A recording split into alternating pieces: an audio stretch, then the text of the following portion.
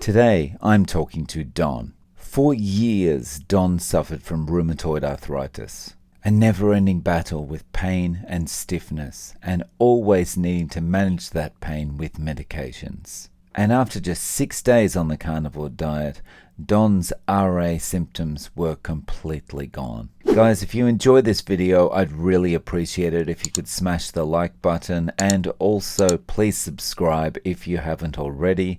It helps out the channel and it really helps me to be another voice out there talking about the carnivore diet. Thank you very much, and let's meet Don. Tell me, how did you find the carnivore diet?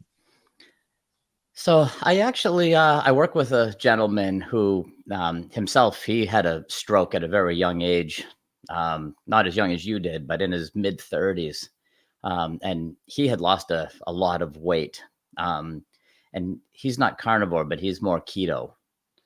And so I'd talk with him a lot about diet and nutrition. And he mentioned to me that one of his friends does carnivore, and he was very impressed with the results. Um, I thought it was like everybody, the first time they hear it, I thought it was insane. Um, I was basically plant-based before I started this. I can't say I was vegetarian, but I would say 90% of my diet, or probably more, 95% of my diet was plant-based. Um, so I started doing some research. Of course, I found Ken Berry and Sean Baker and Anthony Chafee and all those guys.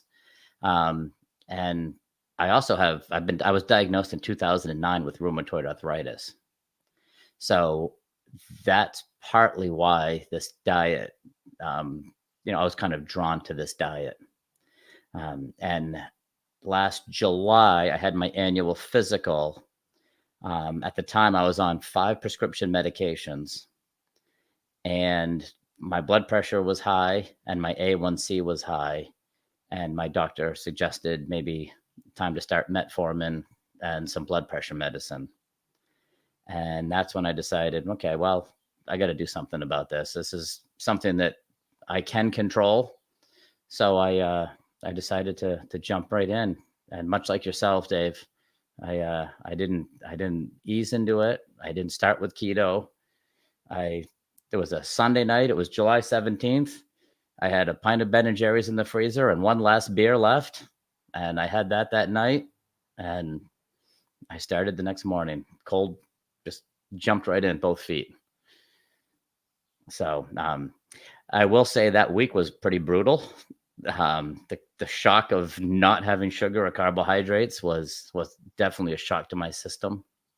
By Wednesday, I had the keto flu bad. I was not feeling well, and my initial thought was I was going to give it 7 days just to see if it changed anything. So like I said, I wasn't feeling very good. Headaches, irritability, just low energy. But by Saturday, I woke up and I had 0 joint pain. Literally the first time since 2009 that I was void of all joint pain. And that was 6 days in, which I know is very unusual. But I felt like crap in many other ways. But the fact that I had no joint pain, I decided I'm going to stick with it for 30 days total. So I did. I stuck with it. Went through, and my doctor wanted to see me after 30 days because, like I said, they wanted to put me on blood pressure medicine. So after 30 days, I went back in. I had lost 12 pounds in that first month, and my blood pressure was dropping. And she decided not to do blood tests. She said, keep doing what you're doing. She said, come back after 90 days and we'll do a blood test. So I stuck with it. And at 90 days, I went and had my blood test, and my A1C had dropped down to the normal levels. My blood pressure was still good. At that point, I lost maybe around 20, 22 pounds. Again, I wasn't really doing this for weight loss. I was doing it more for metabolic health, and my rheumatoid arthritis.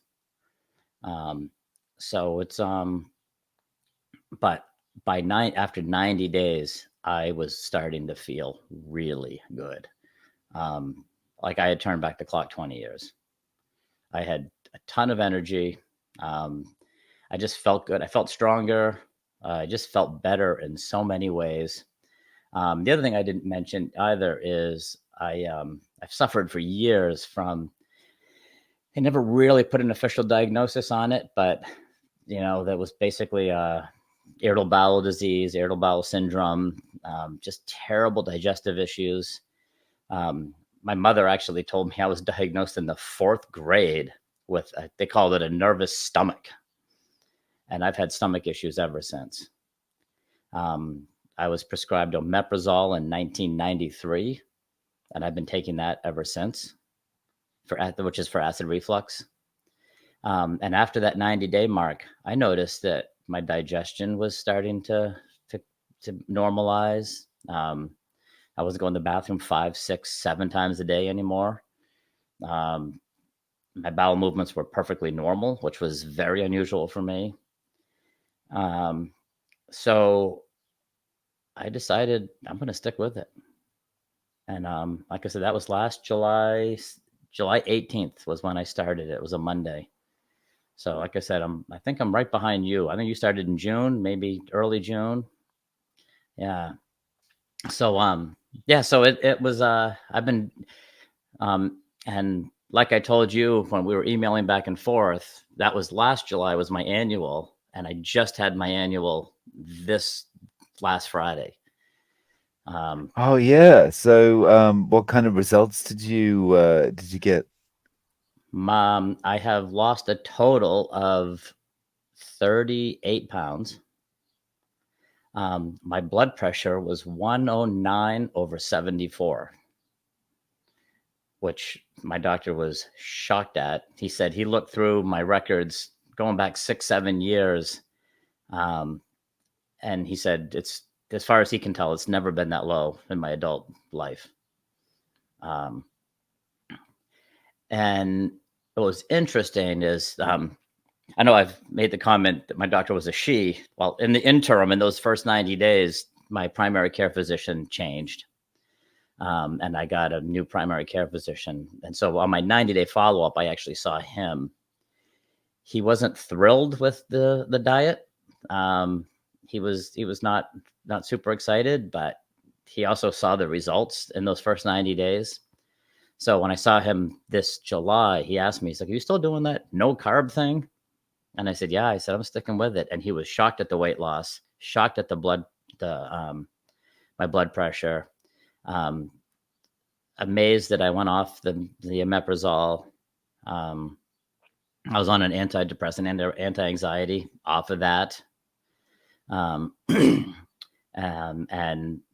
I've seen my rheumatologist twice since then, which I'll talk a little bit more. But with this annual visit, he was very surprised. So after the review of my blood work, he still is a little. I wouldn't say he's concerned. He commented that my cholesterol is a little bit high, but luckily he's a younger doctor, and he's not in the cholesterol causes heart disease camp. So he's not overly concerned. He said if I wanted to go on a statin, he could put me on one. I said absolutely not. I worked very hard to get off of my meds. The last thing I want to do is add any. But he's not concerned about it.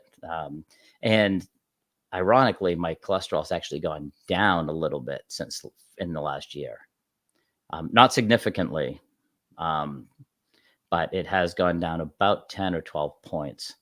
That's your total cholesterol. My total cholesterol.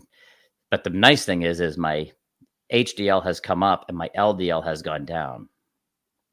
So my ratio is better. But my triglycerides last July were about 138. They're now 54. So Awesome. yeah, so that's a huge decrease, and that's what he said. He said the fact that my HDL is coming up, my triglycerides are very low, the weight loss, blood pressure. He's like, I'm not concerned about the high LDL at all. Hmm. But what was interesting to me was after the review of my blood work and the physical exam, he started asking me about the diet, and he's typing like crazy. And I said to him, I said, "Is all this going in my record?" And he said, "No." He said, I want to take notes for myself." He's like, "I'm very interested in this." He was kind of fascinated by it. So I think I'm his only patient that eats nothing but meat. That's really interesting. So I feel like it's going to be super hard to change the medical profession, but I think, again, this is kind of a grassroots movement. And I think, these little stories that make their way back to doctors, and the doctors are taking note of it. Maybe they're not consciously making a decision, okay, I'm going to recommend this kind of diet to people. But when they've got maybe in 2 years, 3 years, 4 years, 5 years time, when they've got a difficult patient that has problems that they just can't fix with anything, that might be the time that they go, you know what, maybe try this. Yeah. And it's those slow little inroads that we're making that maybe, you know, not quickly, but, 20, 30, 40 years down the line may make a difference to where this is more acceptable. I hope so. And I had a similar experience actually with my rheumatologist. So, I mentioned that I was diagnosed 2009 with rheumatoid arthritis. I was on a couple of oral medications for that. Um, and I was also on I had a biological injection that I did once a week that suppressed my immune system. So, of course, you have a compromised immune system. You get sick with everything. Of course, the last 3 years of what we all went through, it was that was that was a little unnerving to be, immunocompromised through all that. Um, but I went in to see him in December, so it was about 6 months into the diet, and I can't remember what I had lost for weight at the time, but he did a physical exam and he was amazed that I had zero inflammation in my joints. And I told him, I said, I haven't had any pain, I haven't had any flare ups, I haven't had anything. Um, so even though I wasn't scheduled for blood work for another 6 months, he did some blood work just to check my inflammation markers and my autoimmune markers.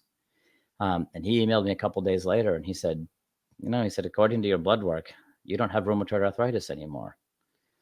So he also did follow up and said that you don't get rid of it. I guess once you have it, you always have it. But I was completely asymptomatic, and he diagnosed me as officially in remission. Hmm.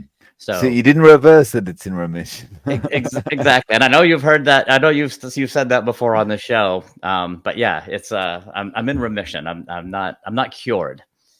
Yeah. Um, so he took me off the oral meds, and he said, let's try and go down to do your injection every other week rather than weekly. We'll go every other week.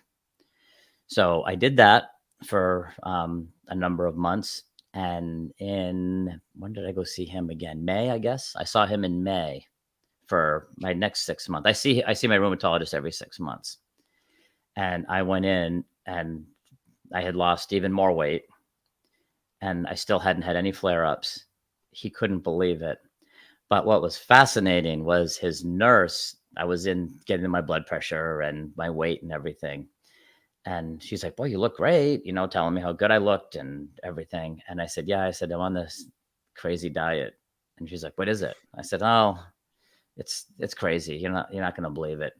And she stopped in her tracks and said, "Are you doing carnivore?" And I said, "Yeah, you've heard of it." And she said, "Well, her husband's a Joe Rogan fan, and he's seen the couple episodes with either Jordan Peterson or who was on it? Was it Sean Baker? Sean Baker, yeah. Yeah. And I think Michaela's been on it as well. And he's been telling his wife, because he's like, I know you're a nurse at a rheumatology, office. And he said, this has been curing people with rheumatoid arthritis. And So, and he said, and she said her husband was trying to get her to do it with him. That he wanted to try it. Um, so it was interesting that the nurse had heard of it.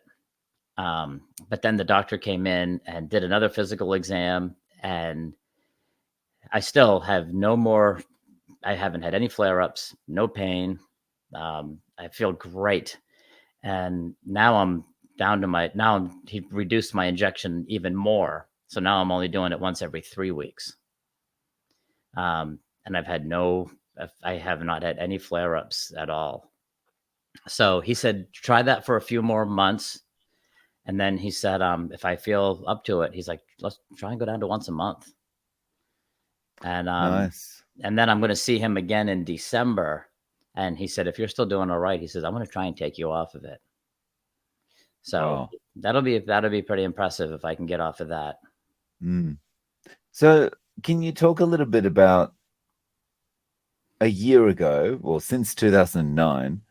Um, what, uh, how have you been affected by the rheumatoid arthritis? Like, what day-to-day things have been difficult for you, and like, how has that changed now? So I will be honest, the last probably 4 or 5 years, I've actually been doing pretty well with it. I haven't had any major flare ups where they've been debilitating or any of that. I haven't had. I can't say I've had constant pain, but I've had a lot of discomfort. Um, I I wake up in the morning. I was always stiff. I knew it was there. I would occasionally get a flare up where I would, like any autoimmune disease, you feel like you're getting the flu. You can feel your immune system kind of ramping up. You're kind of beat up, headaches, just lethargy, that kind of stuff. Um, but I will say, when I was diagnosed in 2009, actually before I was diagnosed, before they could figure out what was going on with me, it came on so quickly, and I was so inflamed and in so much pain that I was worried I was going to be in a wheelchair. I had trouble walking. I had trouble lifting anything. It was in my hands, it was in my wrist, it was in my elbows, knees, feet, ankles. It was terrible. And the medication has helped.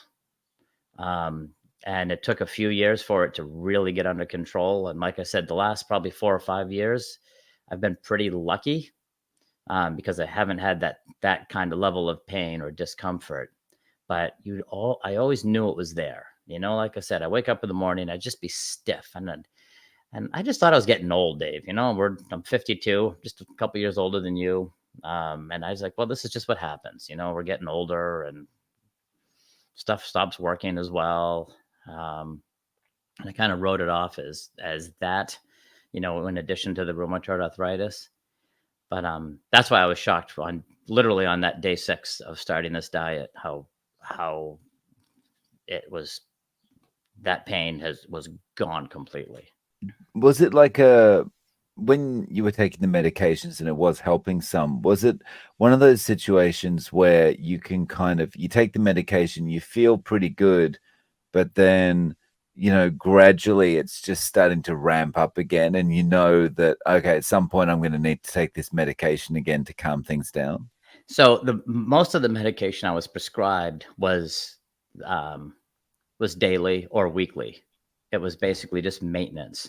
But I always had prednisone in my cupboard, so that like you just talked about, I could feel that coming on. I could feel a flare up coming on. I'd wake up, oh, my pain, and my wife would even notice because I'd start to walk around and I'd do this with my hands, and she would even notice even before I said anything. Sometimes even before I noticed myself, she could see the difference. So then I would start the prednisone, which I don't know if you've ever taken prednisone, but the side effects are terrible. You don't sleep. There's just a lot of it's a brain fog, terrible brain fog. Um, I jokingly named it Predhead because I just had it just was it's just not a nice feeling, um, and I hated taking it. But if I didn't catch it in time, then I would end up on a higher dose of prednisone. So as much as I hated taking it, it was worth it to try and get away from get ahead of those side effects. So you mentioned your wife. Yeah, Um, what does she think about it? And has she joined you, or is she no, kind of standing back and letting you do what you want? she thinks we're all nuts, Dave. You, me, all of us. She thinks we're crazy. She's still basically plant based, like I said. I mean, she'll get pepperoni on her pizza occasionally. Um, Very rarely she'll get a burger, but for the most part, she's eating salads, um, hummus, a lot of hummus, vegetables, um, just a lot of really plant based. And I don't know if I'll ever convince her to join in, but she's obviously seen the results, and it's and at first she thought maybe it was all psychosomatic or a placebo effect, but I can't control the blood results. You know what I mean? And I can't control the weight loss. It's that's true imperial data. You know that's there. Um, like I said, I can say that my pain's gone, or I my brain fog is gone, or whatever is gone. And but no, it's definitely Yeah. definitely So she's supportive, but she's kind of standing back and doing her she own thing. she's very supportive, extremely supportive, because Mm, she knows how I suffered with the rheumatoid arthritis and how much this has helped me. Um, yeah. but again, at our age, we were brought up in the 70s and 80s and just drilled in, low fat, don't eat the fat, don't eat the butter, Finish your vegetables. all the vegetables. Yeah. A matter of fact, she spent a good part of her high school years as a vegetarian. Her mother was a vegetarian. And so, yeah, she's always been kind of in that, that camp of very high vegetable diet. Hmm. Um, Um, yeah, it's hard to get out of that, right? For people our age, like it's just so drilled into you, right? It's very difficult to um it's like anything when you're brought up and you're told this is the way to do things, it's very hard to kind of even if you see the results before you, it's very hard to change, right? Even living it, Dave, I had a 20-ounce ribeye for lunch today, and I literally had half a stick of butter on it. And I'm walking into my office. Um, I'm very fortunate. I work with food. That's my I work with food for a living. So we have a commercial kitchen here. So it's easier for me to to be able to cook a steak or a rack of ribs or whatever. But even just today, I'm thinking to myself, I'm looking at this plate. I'm like, this is crazy. I'm eating 20 ounces of fatty red meat with half a stick of butter melted on it.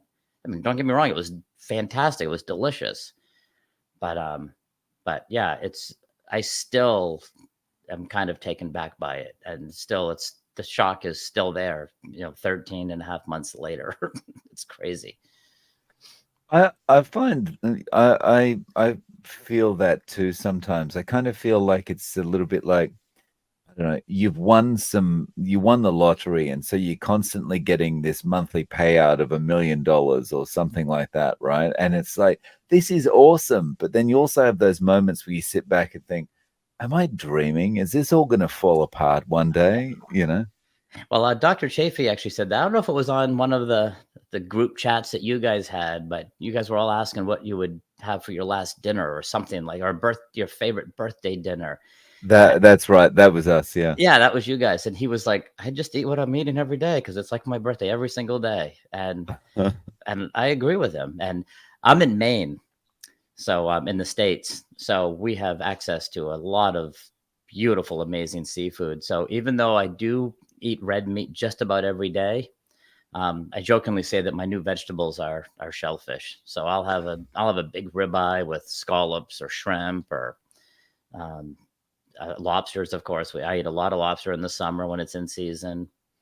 Um, so I've really I love seafood. So I've really incorporated a lot of seafood into my diet. But like I said, it's in addition to the red meat. I noticed when I first started the diet, I needed that. I still crave that variety. I especially in the beginning. even after like a week or two, red meat started to repulse me. I did not want it. I didn't have an appetite for it. So I was eating more chicken. I was eating more pork, big ham steaks, pork chops, um, a lot of white fish. And trying to incorporate as much fat as I could. In addition, because a lot of that stuff is lean. Um, but uh, but I noticed after about the 90-day mark, I really started to crave red meat, and I wanted it every single day. And like everybody says, I'd eat till I was full, and I'd say, I can't think about a steak, I can't think about a burger. And then I wake up the next day and I'm like, boy, I can't wait till lunch. I want to have a ribeye. It's just it was. um, so it's just interesting how your body tells craves and it knows what it wants and what it does well on. Yeah, I know that feeling. It's like, yeah, I want this more than anything. And then yeah, you get to the end of it and it's like, yeah, I've had enough. No way, no more. Yeah. Yeah, well, like your egg Um, challenge the other day. yeah. So the interesting thing about that, actually, the very interesting thing about that is, yeah, by the end of that, I didn't want to have any more eggs. After 24 eggs, that was it, no more. And then the next day, when I started cracking eggs to make breakfast the next Hmm. day, I was like, looking at this, I don't feel, it doesn't feel right. I feel a little bit sick Yeah. just looking at this, just the prospect of eating more eggs. And then there was about this 30-second window where I was like, what should I do? And then it just passed. And it's Wow. almost like it's just like your body's going, no, no, no, you need this now. It's Yeah. okay. You can have it now. Yeah. It's more So, those mental games of I ate mm. 24 eggs yesterday. I don't need any more. But like you said, if your body's telling you no, you do need them. Yeah. Mm. So what's a day of eating like for you? So it's just kind of my personality. I've never been a very regimented person. I've never been in any type of routine. So the intuitive eating works really well for me. Some days I'm like you, I just eat one meal a day. Other days I'll get up and I'll be hungry in the morning, so I'll have some eggs in the morning.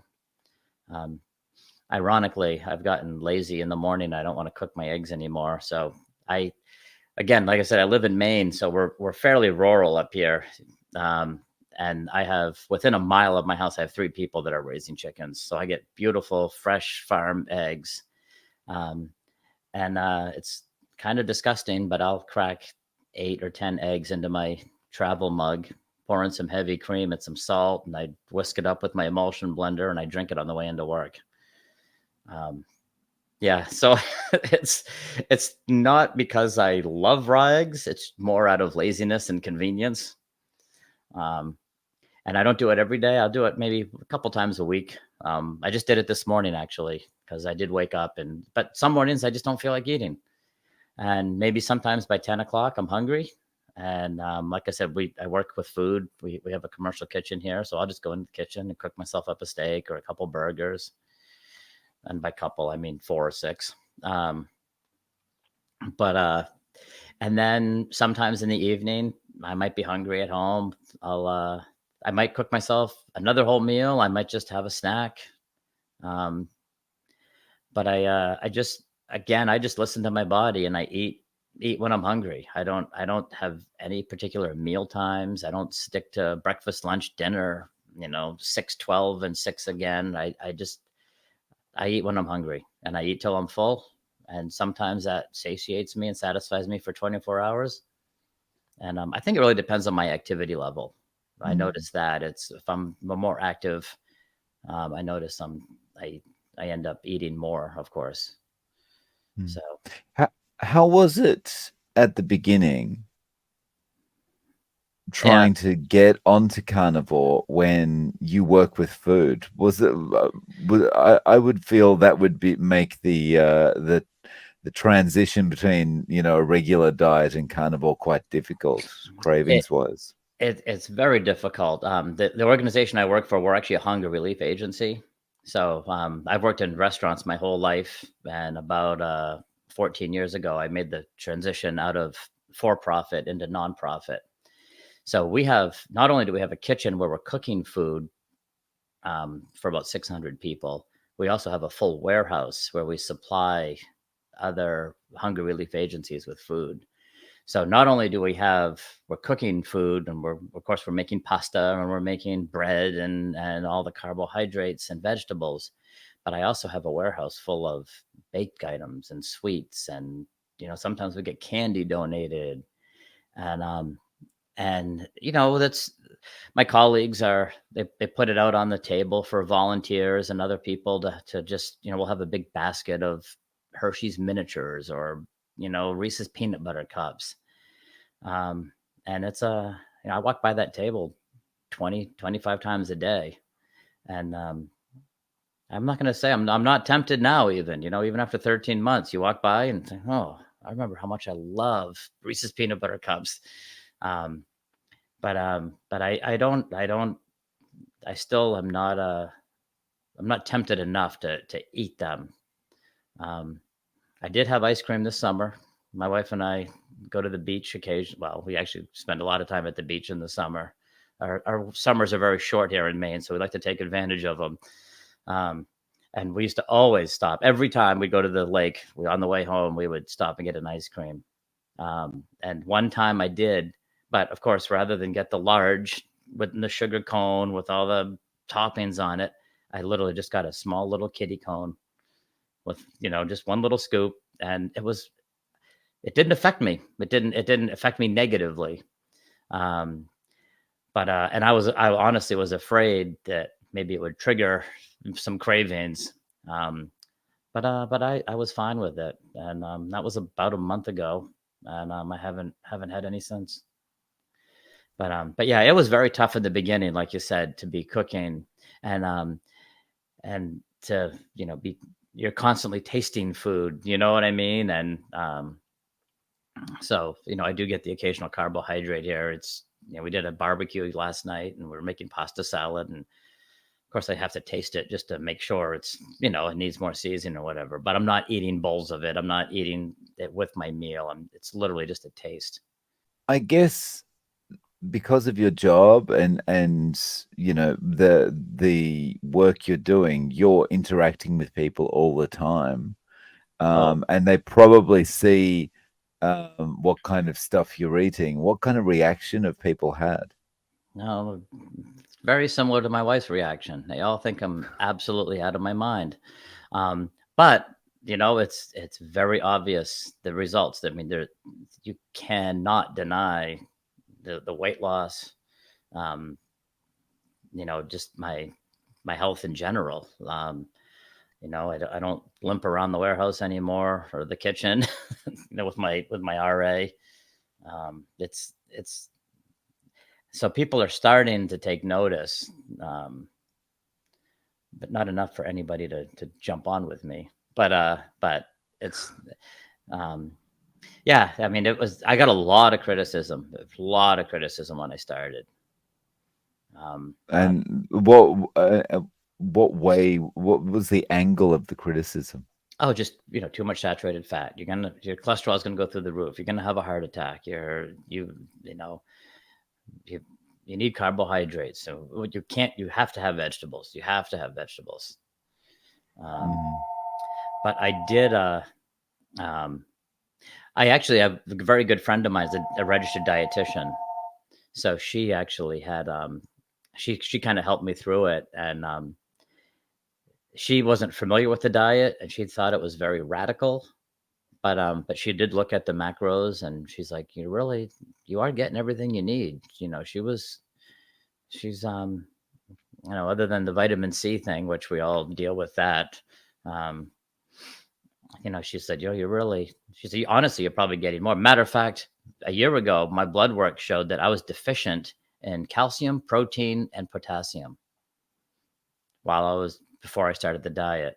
And a year later, of course, I'm not deficient in protein. And my potassium is actually on the higher side in the scale. That's very interesting. And what about calcium wise? That's Calcium, it okay. came up. Yeah, that came up. Yep, that's in the normal range now. So, which leads me like ha- it kind of leads you in the direction of feeling like, well, all the plant-based stuff that we're eating, it's actually blocking your body from absorbing the stuff you need, right? I'm not a dietitian or a scientist in any way, but it certainly seems to be that way because Mhm. I mean, and since I've started doing all this research and starting this diet, I've read about spinach, how much iron is in spinach, but you only absorb less than 10% of it. Um, Mm. and and then as you well know, eggs are just amazing. They're full of Mm. nutrients and vitamins and minerals. And I do eat liver occasionally. I don't eat it a lot, and I prefer chicken livers, which actually have the higher vitamin and mineral content or vitamin content than beef liver. Mm. But again, I don't eat them. I don't eat it all the time. I grew up in rural Maine. We ate a lot of crazy things that a lot of people wouldn't eat. And I still incorporate some of that wild game meat into my diet. I've eaten bear, I've eaten moose, I've eaten venison. So yeah, I incorporate a lot of that stuff, of course, and the seafood into my diet as well. So O- Out of those crazy things, which is the kind of the tastiest one for you? Like, the bear and the venison and the bear I like because it actually is the out of those three, it's the fattiest. It's more like pork. Mm. I describe it kind of as a combination of pork and lamb. It's kind of those two flavors merged together. Mm. Um, so I do enjoy bear meat, but if I eat moose or venison, you definitely have to add a lot of fat. I do. Matter of fact, one of the things I love to do is take the tenderloins of the venison and wrap them in bacon and roast them that way, and it's fantastic. That sounds really good. It is. It is good, and that's one thing going on to this diet. Coming from with my background, my culinary arts degree and working with food my whole life is I get a little creative and do some kind of out of the box things rather than just a seared ribeye every day. Mm. It's great to be able to just let go with the saturated fats kind of thing and not be always holding back and going, "Oh, that's too much," when you're putting stuff in, right? Absolutely. I've always been a big fan of butter.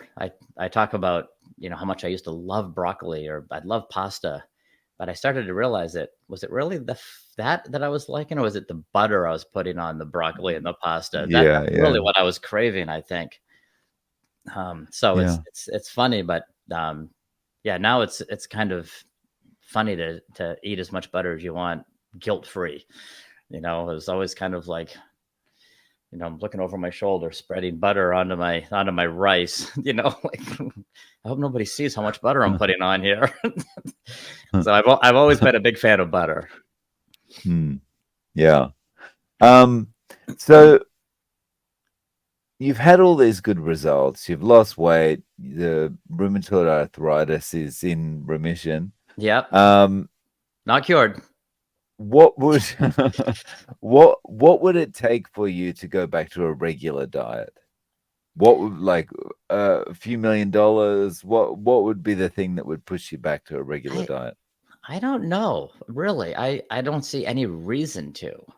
Um, Matter of fact, I saw an interview that Dr. Sean Baker was doing and they were talking about the increased risk of cardiovascular disease.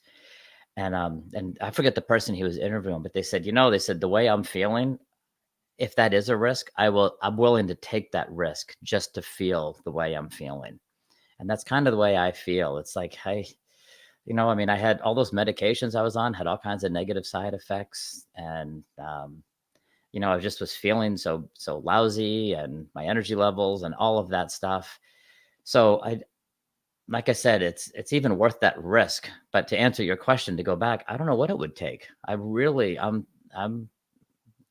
I think my wife is pretty much convinced that this is the way I'm going to eat from now on. I'm convinced. Um, and it was interesting because some of my doctors in the early stages said, well, this isn't sustainable. This is not sustainable, which is interesting to me because sustainable. It's like I used to spend 45 minutes cooking dinner, cutting up the vegetables and boiling the potatoes and getting the whatever, if I'm going to do a pork chop or whatever I was going to cook. And now it's like I just throw a steak on the grill and sear it and salt and butter and I'm done. And so to me, it's almost more sustainable. It's easier. It's and cost wise, um, the biggest cost I've found so far is buying new clothes. Right? Yeah. Yeah. Yeah, we're going to a wedding Saturday, and I had to buy a new suit because I don't fit into my fat boy suits anymore. Back to like talking about the time to prepare meals and stuff like that. Like back to thinking about your situation with your wife. Like, how do you coordinate cooking?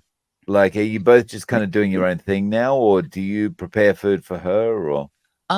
It depends. She'll do her own thing a lot of times. Especially if I'm working late, I'll get home and she'll be like, "Oh, I've already eaten." She's much more of a grazer. She always has been. She's happy with, like I said, some red peppers and hummus and maybe some carrot sticks or whatever. Just or maybe a quick easy salad. Um, maybe some pasta, that kind of stuff. So she's, um, but the other day I was on my way home and I asked her if I could stop and get anything, and she's like, "Yeah, how about a steak dinner?" I couldn't believe she said it. So she was kidding, but of course I stopped at the grocery store and I got her everything to make her a beautiful steak dinner. I brought it home, and um, so I was able to at least get a little baby ribeye in her. But of course it was with mashed potatoes and green beans.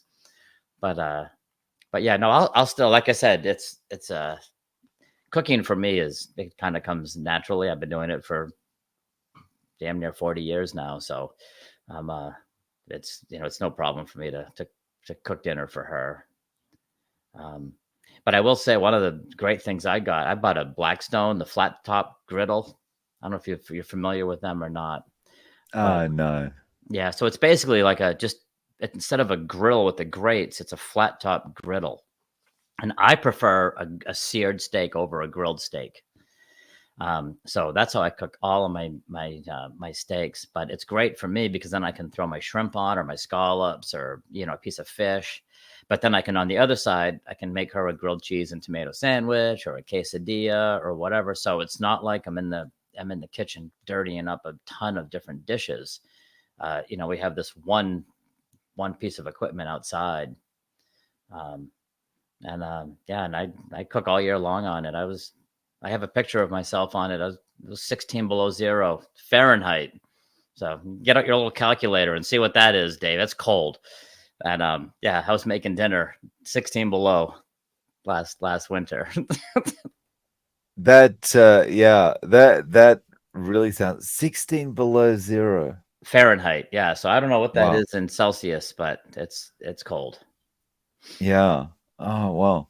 Um, so in your well, let's talk about in Maine. What's the kind of obesity or diabetes kind of situation there is relative to the rest of the country? Is Maine doing pretty well or? No, I think it's the same as everywhere. It's my wife and I were watching a television show and it was a documentary and they showed a clip from 1992, and which isn't really that long ago. You know what I mean? It doesn't, or to me, it doesn't feel like it was that long ago.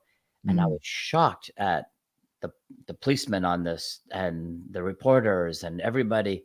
Everybody was normal weight. And that's what struck me. That's what I noticed about it. And now it's just so common to see people that are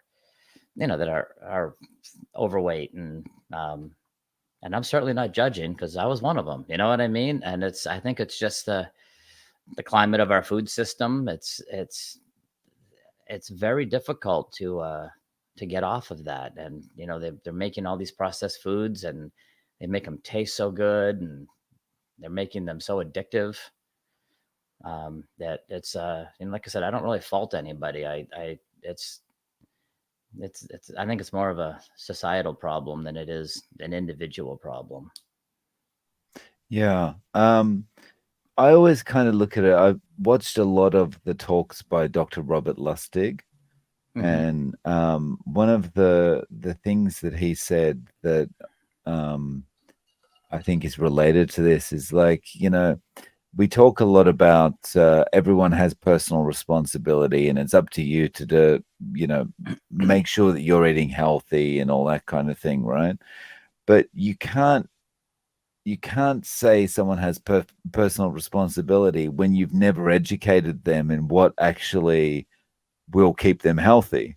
Well, I mean, So if you tell people they should eat cereal, then you can't say they've got personal responsibility to make sure they don't get obese. well, of course, and that's like you just said. You tell someone to eat healthy. Well, someone that doesn't know how to eat healthy is going to look at that food pyramid or the my plate or whatever we're using these days, and Mm, they're going to say 8 to 12 servings of grains. It's that's crazy.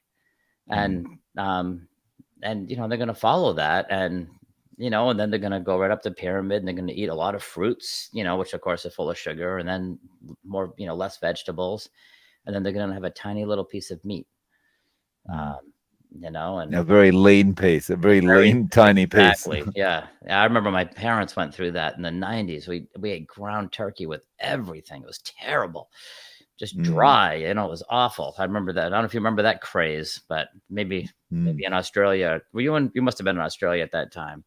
Yeah, yeah. It was all like growing up, the predominant meats for me were like chicken, turkey, all that kind of stuff. And it was Yeah. chicken breast and yeah. Yeah, same with us. Same with us. I Mm, mean, like I said, we grew up more rural. We ate a lot of wild game as well, but even that's very lean, you know. mm, So yeah, it's like I said, it's. I don't think that Maine is any better off than the rest of the country. That's for sure. I don't know mm. statistically where we stand, but just walking down the street, it's certainly not noticeable that we're skinnier than the rest of the nation by any means.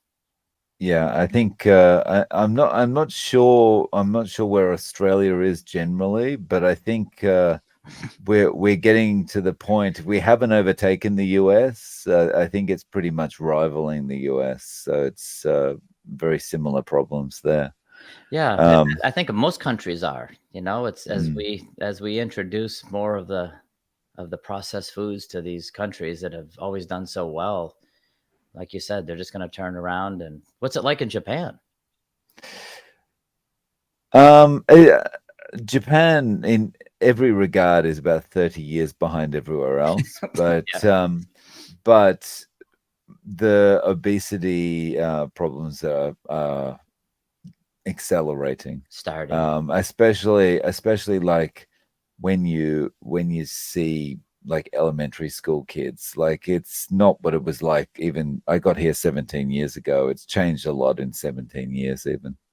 Yeah, I remember. I mean, of course, I was in the school in the 70s and 80s, and we would have one or two kids that were heavy. They were always the quote Mm. fat kids. You know what I mean? And now They stood out, right?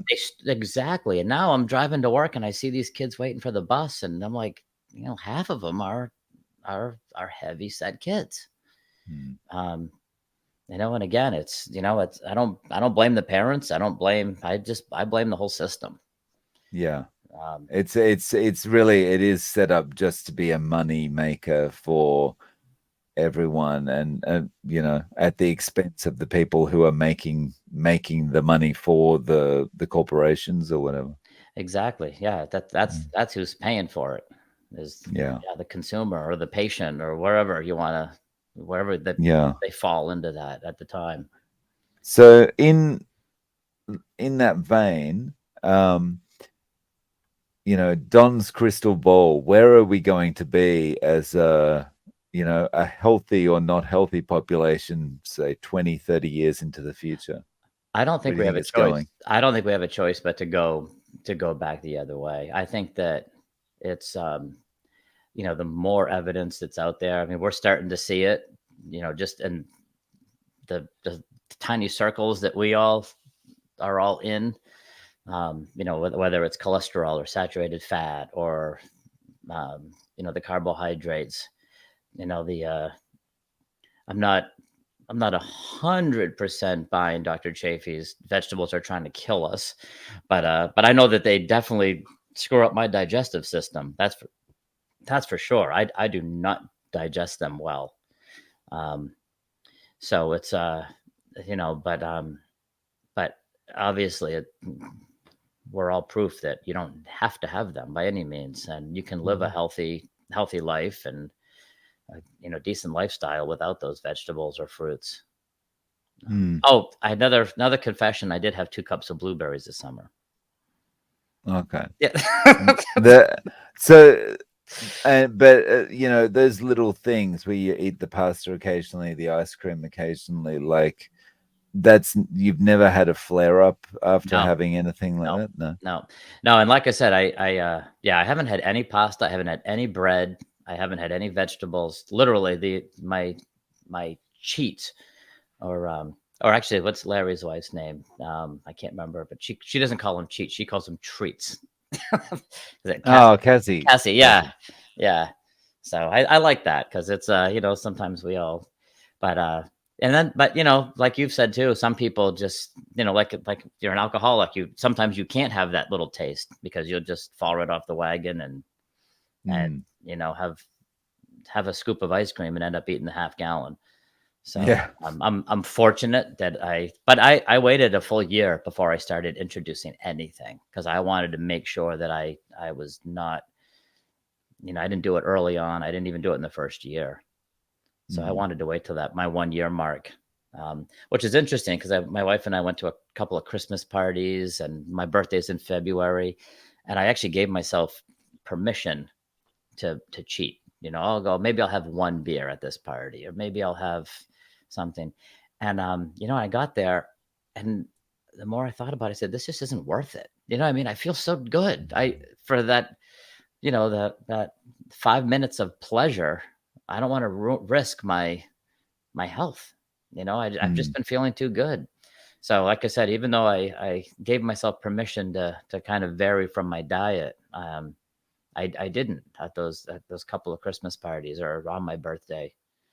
Um, and like I said, it was just this summer. I had that ice cream and a couple blueberries. But Maine is, I don't know if you know, but Maine, we grow a lot of blueberries. So it's they're local, they're beautiful blueberries, and um, Mm. yeah. So like I said, I didn't make a habit of it, but I had it once. It's great that you can be in the position where you can say, you know, yeah, it's probably going to taste good for about 5 minutes, but the alternative, I can stand back and I can look and I can realize the alternative is going to be much worse. So, yeah, I can make Absolutely. a rational decision instead of an emotional decision, which is what I would have made before. Yeah, absolutely. I Mm, agree with that 100%. And mm, yeah, like I said, and I don't make a habit of it. Like I said, I've in 13 months, I've had just a couple of things outside of meat. Like you though, I have not. Well, I don't drink coffee, but I drink green tea, and I have not mm, been able to give that up. I don't sweeten it with anything. I don't put cream in it, but I still have, and it hasn't affected my digestive. It doesn't give me acid reflux. If it did, I wouldn't drink it. It's just mm. that's simple. Wow. And how did you get onto the green tea? Again, it was my stomach issues. Ah, About 8-10 years ago, I was having a terrible flare up with whatever they called it at that time, IBS, IBD, um, and they suggested maybe stop drinking coffee. So I stopped drinking coffee at that time, and I was probably worse than you. I was drinking a lot of coffee. I mean, I was 6-8 shots of espresso, a couple coffees in the afternoon. I was drinking a lot of caffeine, um, and I went off the coffee and I started drinking tea. But even the black tea, I noticed gave me some acid reflux. So I went to the green, which doesn't seem to bother me, um, and I just never went back. I enjoyed the green tea, and so it was, ironically, it was for health reasons, but way before I knew anything about carnivore. Um, So if one of your friends came to talk to you and said, "Look, I've been watching you, doing so well. I've got these health issues. I wanna try and do something with it." Um, what would you recommend that they start? How should they start? I actually just had this conversation last night. It's funny you should bring that up. Um, I was at a work event. We were providing food for one of the local communities, and a gentleman that I work with who runs another organization was commenting on the weight loss, and he actually, ironically, was commenting on my tan and was was saying, how'd you get so much sun? And I said, well, I don't have to wear sunblock anymore. It's I just I um so, and he was like, "What are you talking about?" And I said, "Well, it's kind of this crazy diet." And I don't go right into it. I don't get all preachy and tell people, and I kind of like to test the waters to see. And he actually asked me again. He said, "Was this talked about on Joe Rogan?" And I said, "Yes, it was." And he actually has Lyme disease. Um, so he was very intrigued, but I was actually on my way out. So I told him, I said, Sean, I said, I would love to talk to you about this. I would love to, I don't push it on anybody, but if anybody does, I'm very excited to talk about it. So we made a lunch date. We're going to go out for lunch. I told him, I said, it's going to have to be a barbecue place because, it's got to be someplace with lots of meat. Um, but yeah, so we're actually going to go out to lunch, and he's very intrigued by it. And so yeah, it's but I think I will advise people to not do what I did and just literally go from the beer and ice cream on Sunday to steak and eggs Monday morning. I would highly recommend people maybe cut out sugar for 2 weeks, and then maybe cut out the pastas and the breads, and maybe ease into it over a month or 6 weeks. Because like I said, if it wasn't for that, my joint pain going in 6 days, I would never have stuck with it because I felt lousy that first month. Well, the Mm. first week, and I slowly came out of it, but I did not feel it. It was not a pleasant experience. And of course, the diarrhea that everyone talks about, all of that, the beginning. Um, and I didn't really have anybody to kind of coach me through it.